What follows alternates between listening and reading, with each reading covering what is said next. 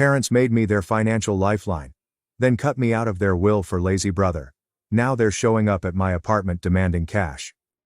My name is Aiden, and any questions I had about my place in my family were eradicated the day I learned about the will. It wasn't even a dramatic sit-down in which my parents revealed the news. No. I found out purely by mistake, via sheer dumb luck. It happened a few months back when I was at their house, which I had been helping them pay for the past 5 years. The mortgage, the occasional supermarket run, and even household repairs. I was the one who kept everything together, while my brother Noah did nothing.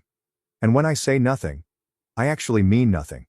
No job, no obligations, just sitting around waiting for life to deliver him everything on a silver platter, which evidently my parents were more than glad to do.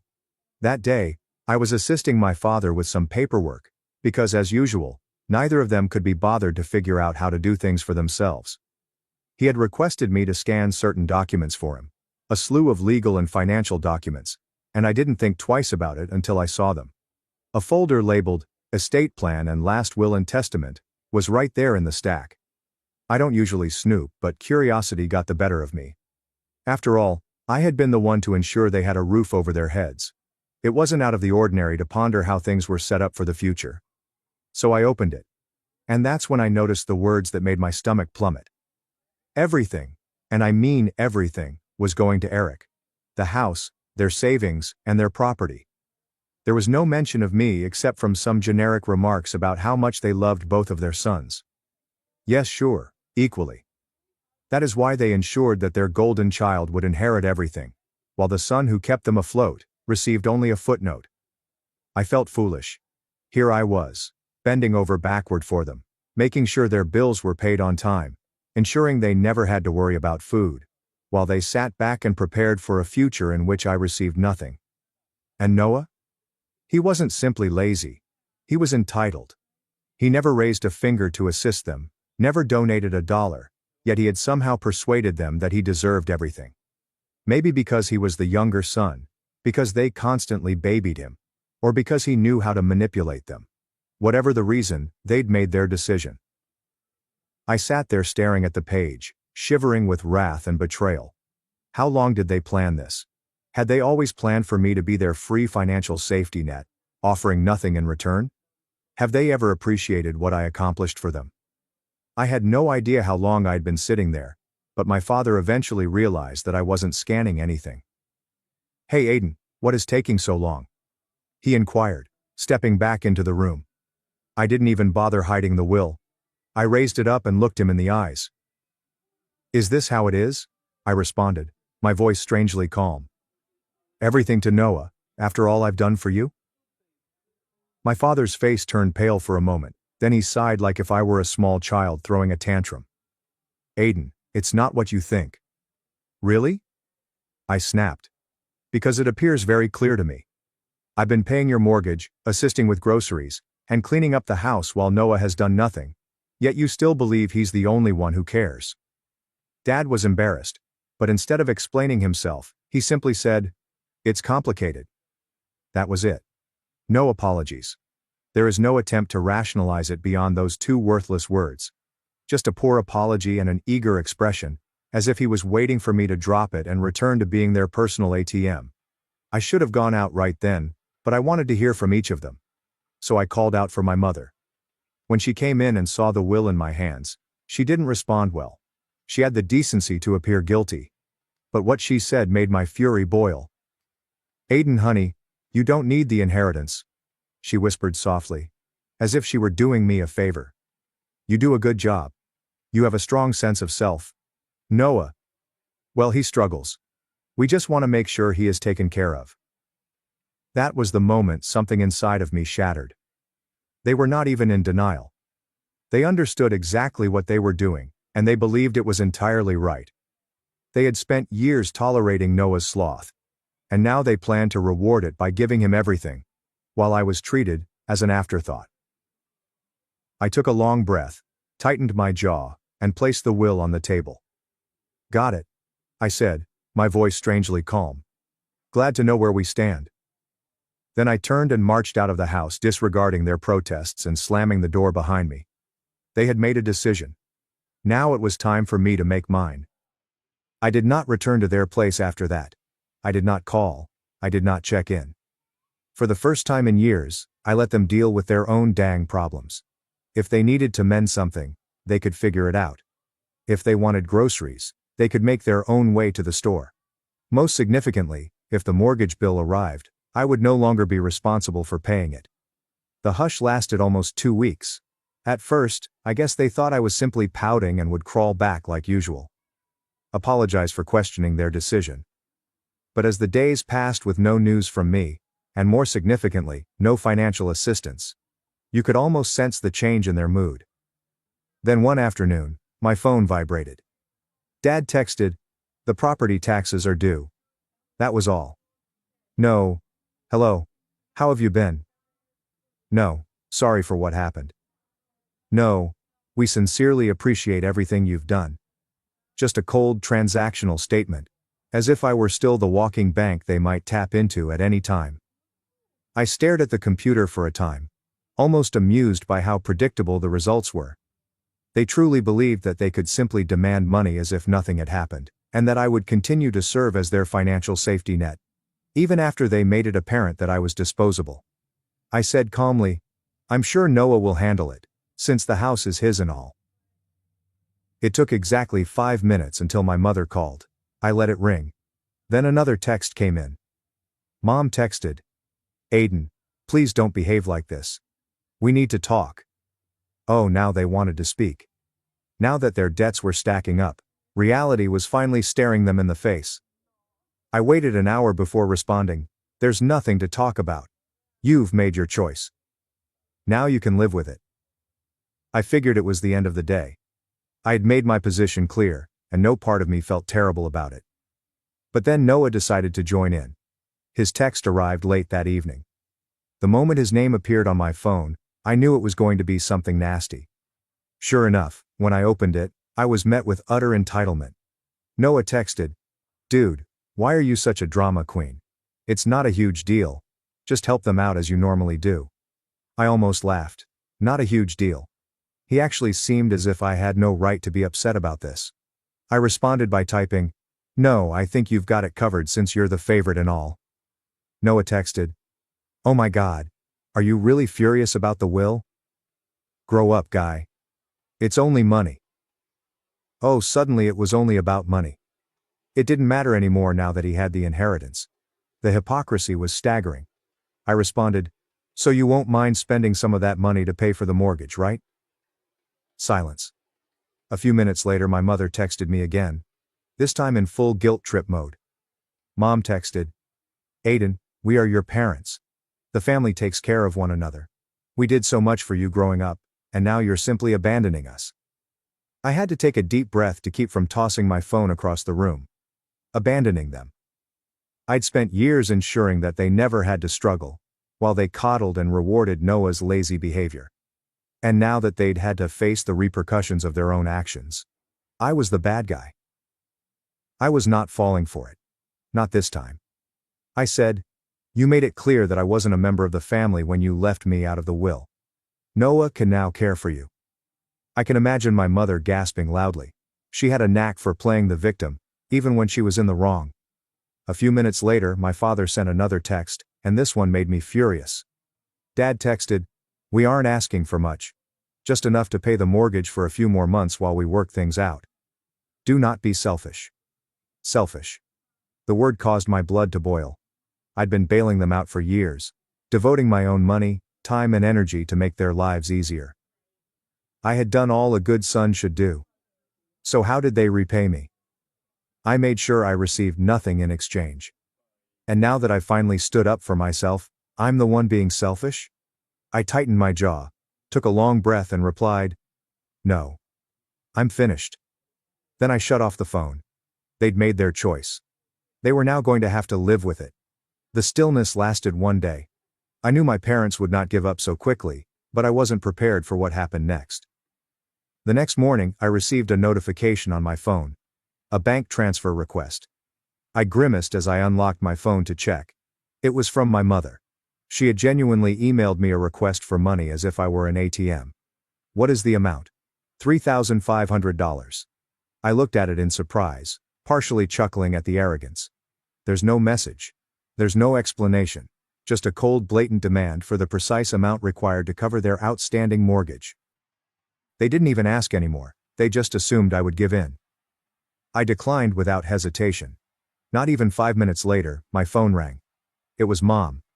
I let it ring. Then followed another text. Mom texted, "Aiden, I understand you saw the request. Why did you decline it?" I took my time before responding. Because it is not my responsibility. Try Noah. Another call. Declined. Then another text. Her message read, "We're going to lose the house if you don't help us." Oh, this was an emergency. After years of exploiting me as a walking wallet, they were finally facing the repercussions. I responded, "Maybe you should have thought about that before deciding I didn't matter." A few seconds later, Dad joined in. "Dad, are you really going to let your parents be homeless?" That one had me laughing out loud. The manipulation was so obvious it was almost comical. They weren't broke. They were not going to be put on the streets. They simply didn't want to go into their personal savings because they were accustomed to me covering everything. I disregarded them for the remainder of the day. That night, I received an SMS from Noah. "Dude, just send the money already. You're exaggerating the severity of the situation." I clenched my jaw. This entitled little punk thought he could lecture me. I responded, "You mean the same money you're inheriting? Why aren't you sending it?" His response came quickly. Noah responded with a message. "You know I don't have that kind of cash right now." Oh, so it was now about cost. He was fine with me draining my accounts, but whenever it was his turn, he had nothing to offer. I said, "You'd better figure it out then, bro. You are the one they chose." No response. I went to bed feeling strangely relaxed, as if I had finally broken free from years of manipulation. However, the situation worsened the following day. I was at work when I received a call from my apartment's front desk. "Hey Aiden, your parents are here." I almost dropped my phone. "What?" I asked. She paused before responding. "They're saying it's an emergency and that you won't answer their calls." Oh my God. They showed up in my flat simply because I stopped paying their bills. I took a deep breath and pinched the bridge of my nose. "Please do not give them up. I am not expecting them." There was an awkward moment. They're being kind of pushy." I clenched my jaw. "I do not care. They can leave." I hung up and instantly received a text from Mom. "We're downstairs. Open the door. No question, there's no explanation, just another demand." I didn't respond. Mom sent another text. "Aiden, we're not leaving until you talk to us." I breathed sharply and stood up from my desk. They were not about to back down. Fine. I was about to teach them a lesson they would never forget. I snatched my keys and stormed downstairs, my blood seething. I wasn't terrified. I was outraged. The audacity of these guys to show up at my house uninvited and demand money as if I were their personal ATM. Not even a phone call beforehand. Not even a half-hearted apologies. Just a straight-up ambush. They imagined they could corner me into submission like I was a naive child. I pulled open the door and there they were. Mother, father, and of course Noah. Everyone stood in a tight compact formation, as if they were preparing to stage a family intervention. Mom had her arms crossed, her typical disappointed mother expression locked and loaded. Dad stood rigid, hands in his pockets, his face a mix of frustration and entitlement. He couldn't believe I was making him do this in person. And Noah, the little leech, had the gall to appear bored, as if the whole thing was only somewhat inconvenient for him. As if he was not the cause of any of this. When Mom saw me, she went into full theatrical. "Aiden, finally. We need to talk." I leaned against the doorframe, arms crossed. "No, you need to leave." She blinked, as if she was unable to absorb what I had just said. "Excuse me." "You heard me." My voice was calm, controlled, and firm. "You can't just show up at my residence and demand money. That is insane." Dad gave a quick scoff. "Are you really going to let us lose the house over a minor disagreement?" I gave out a frigid laugh. "A petty grudge? Oh, you mean the one in which you determined I was good enough to pay your bills but not worthy of inclusion in your will? Is that a grudge? Mom gasped and clutched her chest as if I had just hit her. Aiden, that is not fair. We merely did what we believed was best for the family. I tilted my head. Best for the family? You mean the best for Noah? Simply say it. Silence. A prolonged heavy silence. Noah, who had been unusually silent until now, finally spoke up. Look, man, I don't want to get involved in this. I did not ask for anything. I turned to him, finally letting go. No, you simply sit back and accept all that is given to you. You are 28 years old, Noah. Get a damn job. His face grew crimson. What the hell, dude? I stepped closer. You've heard me. Do you want to inherit the house? Begin acting like a homeowner. Do you want to be the golden child? Begin paying their damn bills. I'm done being your personal banker. Noah averted his gaze, his attention drawn to the sidewalk. Mom took a deep breath and refocused her guilt trip. Aiden, he's your brother. I nodded. Yep, and I've been there for him longer than you have. Dad's face clouded. You're being selfish. I laughed. A genuine laugh. Oh, that's rich coming from you. I gestured between them. You two agreed that Noah deserved everything, while I deserved nothing. And now when it's time to pay the price for your decision, you're attempting to coerce me into repairing it for you. Not happening. Mom's voice became sharper. We thought you'd be mature about this. I raised an eyebrow. Mature? You mean I should simply accept that I was betrayed and continue to pay your bills? Because let's be honest, that's what you wanted. Dad stepped nearer, attempting to loom over me as he had when I was a child. We reared you, Aiden. We provided you with food, clothing, and everything else you needed. The least you could do is aid us right now. I looked him dead in the eyes. I already have. For years. You repaid me by cutting me out. Mom's lips twitched. We thought you'd understand. I exhaled and shook my head. Oh, I understand completely. I understand that I was never your family, but rather a paycheck. Once again, there is silence. An oppressive and unmistakable silence. I turned to see Noah, who was still trying to be invisible. And you? What is your excuse? You had plenty of time to mature, organize your life and contribute. But you didn't, since you were confident they'd look after you. And when they're gone, you just expect me to step in, right? Noah eventually snapped. What would you like me to say, man? I did not ask for this. I nodded slowly. Right. You did not ask. You just benefited. His mouth opened and then closed. Nothing. He had nothing. Mom tried one final guilt trip. Aiden, we are family. Family takes care of one another. I stared at her for a long time before responding. Exactly. So why didn't you care for me? She froze. No words. No comeback. Nothing. I exhaled slowly, feeling lighter than I had in years. We're done here. I turned and walked back inside, shutting the door behind me. My phone buzzed before I even got back to my couch. Dad sent a new text. Wow. After everything we've done for you, are you really going to leave us? I smirked and typed back. Number, you abandoned me. I'm just now accepting it. I pressed send. Then I blocked their numbers.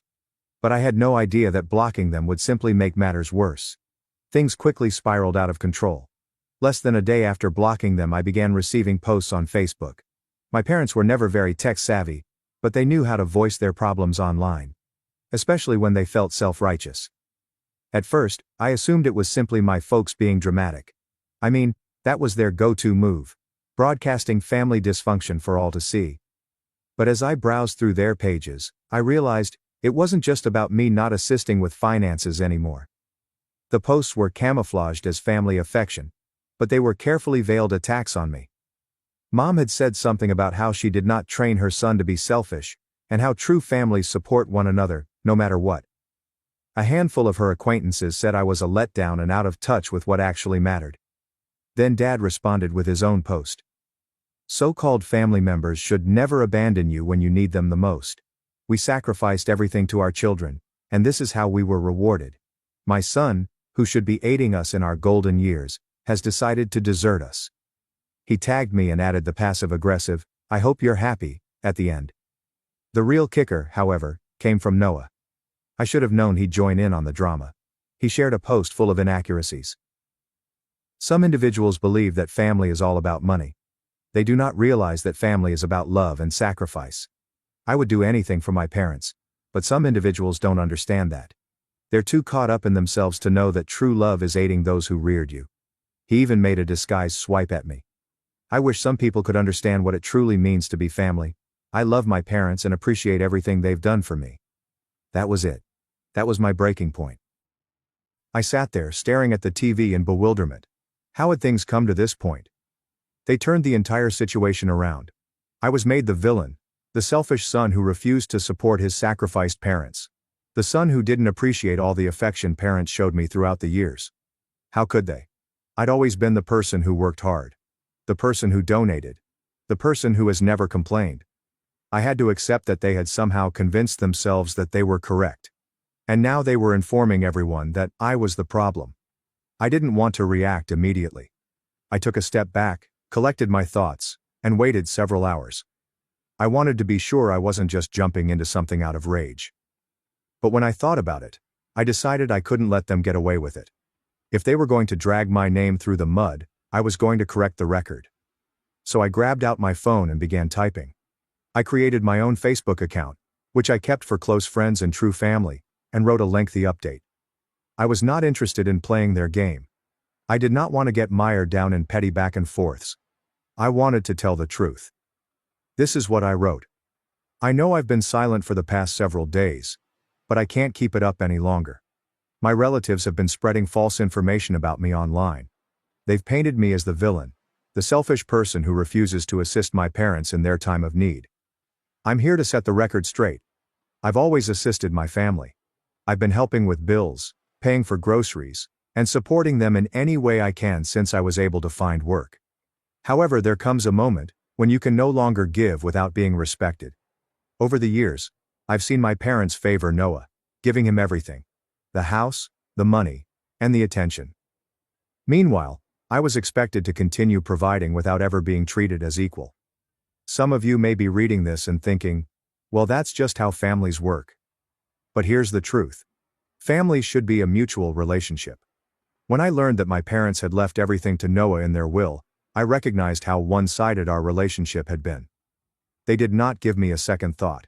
They've made it apparent that I'm only the one they can rely on when things go tough, not the one they truly want around unless it's convenient for them. For years, I've been responsible for paying for their lifestyle. I've paid for vacations, bills, and even assisted with things like house taxes. And for what? To be viewed as a backup plan? I am done. I am not merely a wallet from which they may withdraw money whenever they need it. I am a human being and deserve to be respected. I've earned the right to be treated like I'm important, not only when they need something from me. As for Noah, it is time for him to mature. He's 28 years old and has never worked in his life. He has never taken responsibility for anything. My parents have been enabling him for so long that it's no surprise he's their favorite. But here's the thing. He's had plenty of time to sort his life out. Now it's time for him to stand on his own 2 feet. Everyone who has been following this drama and supporting my parents should understand that every tale has 2 sides. Indeed, family is vital. However, it's also about mutual respect. I've contributed enough for a lifetime, and I won't apologize for taking a step back.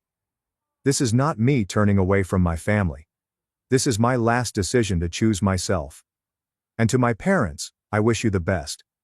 But I'm done being your doormat. When I hit the post, I felt a sense of relaxation. For the first time in my life, I was telling the world the truth about my family. How they had taken advantage of me for years. How they had always expected me to be the one to save them, without ever considering my own needs. I wasn't going to let their story dominate my life anymore. The reactions were swift. Some people I hadn't spoken with in years came forward to offer their support. A handful of my cousins, my parents' friends, and even some distant relatives liked the post and messaged me privately, apologizing for what I had gone through. It was so liberating to finally have the truth out there, not hidden beneath guilt trips and deceptive conduct. Then followed the backlash. My parents and Noah went crazy. Noah texted me, "You are a traitor. You really have to air all of our business like this? You have no regard for family." Dad called me and virtually yelled into the phone. "You have ruined everything, Aiden. You're going to regret this. You will regret shutting us off. You will regret abandoning your own family." But I did not regret it. Not for 1 second. I blocked them all.